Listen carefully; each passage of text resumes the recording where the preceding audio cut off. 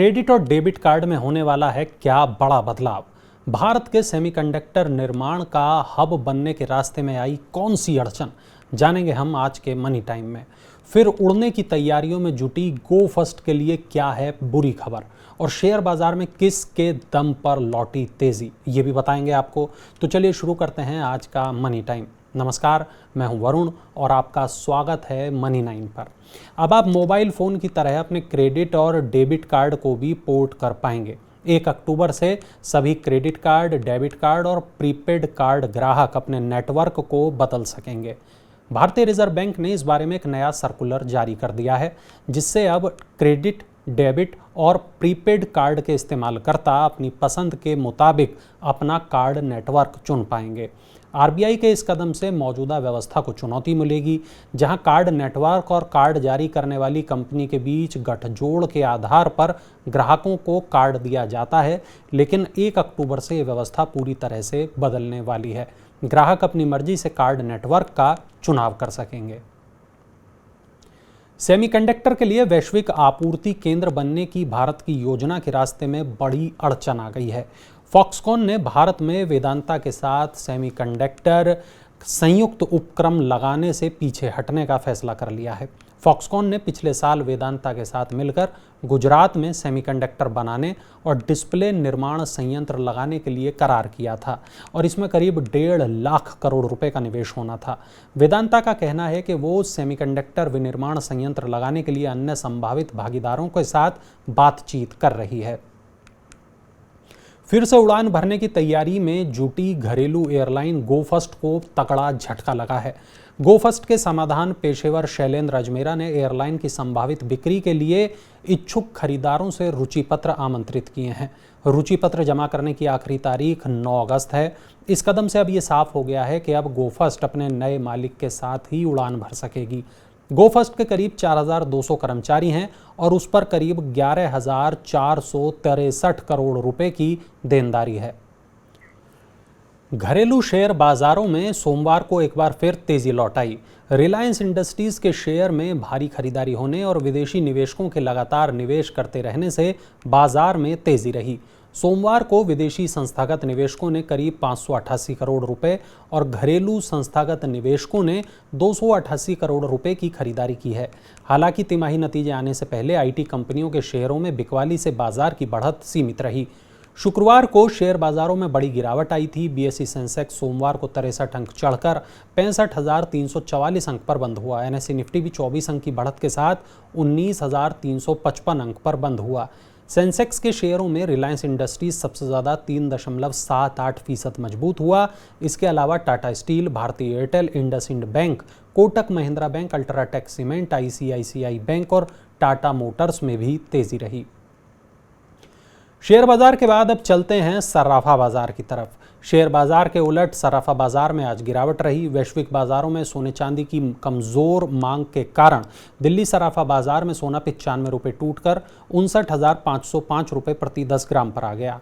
चांदी की कीमत 72,500 रुपये प्रति किलोग्राम पर स्थिर रही। ग्लोबल मार्केट्स में सोना नुकसान के साथ $1923 प्रति औंस पर और चांदी $23.09 प्रति औंस पर कारोबार कर रही थी। भारत ने निवेश के लिहाज से सर्वाधिक आकर्षक उभरते बाजार के तौर पर चीन को अब पीछे छोड़ दिया है।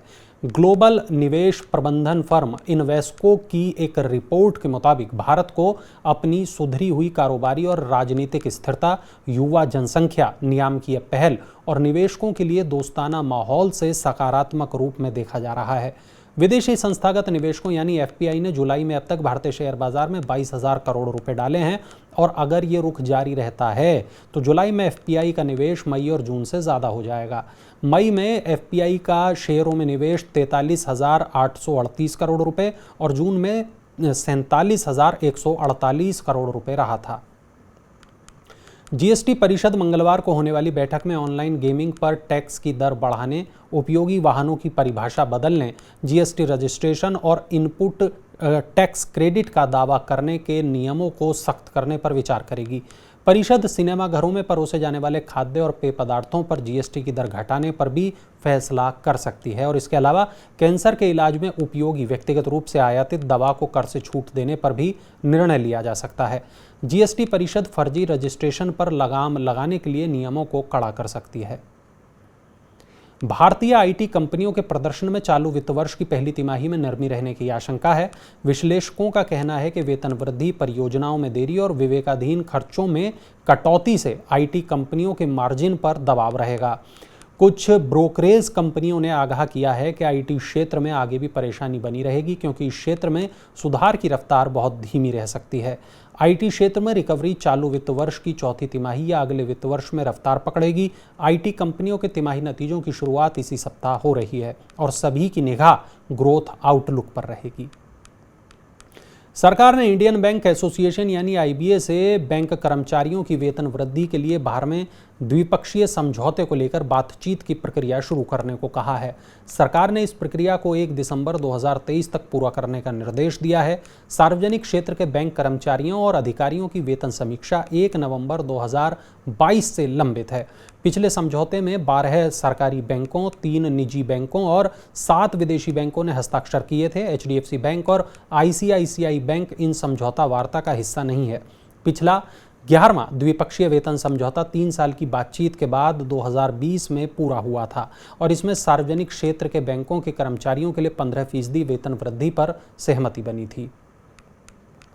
भारत को रूस से खरीदे जाने वाले कच्चे तेल पर फायदा पिछले साल के $30 प्रति बैरल से घटकर अब केवल $4 रह गया है। ट्रांसपोर्टेशन लागत काफ़ी ऊंची रहने से लाभ में गिरावट आई है।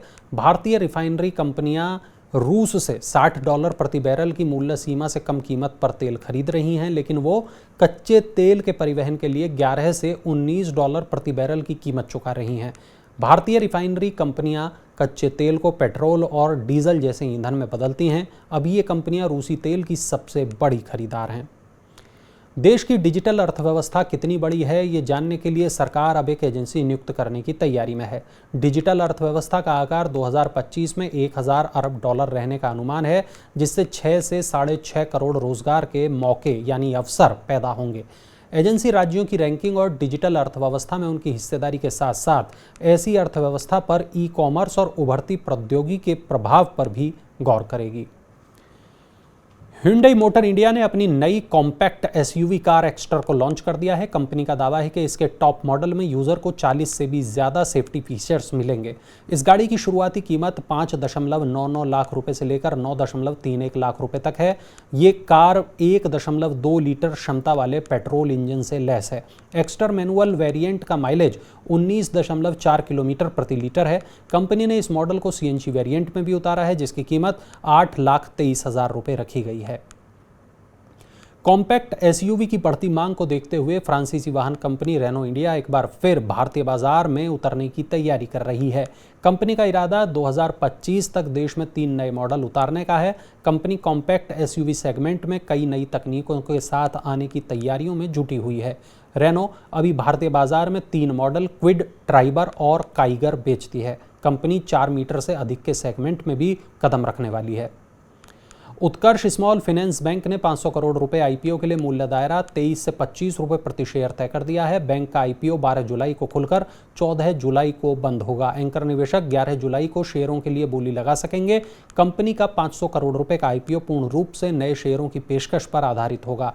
आईपीओ से प्राप्त राशि का इस्तेमाल टियर 1 पूंजी आधार को मजबूत करने के लिए किया जाएगा। तो ये थी आज की बड़ी खबरें, प्रमुख खबरें। अब वक्त हो गया है आपसे विदा लेने का। अब आपसे मुलाकात होगी कल यानी मंगलवार को नई खबरों के साथ और उनसे आपके ऊपर पड़ने वाले असर के साथ। आज का हमारा एपिसोड बुलेटिन कैसा आपको लगा वो हमें बताएं और उसके लिए नीचे दिए गए कमेंट बॉक्स में कमेंट करें, अपनी राय दर्ज कराएं। चलिए अब मुझे दीजिए इजाज़त, कल फिर मिलेंगे, तब तक के लिए नमस्कार।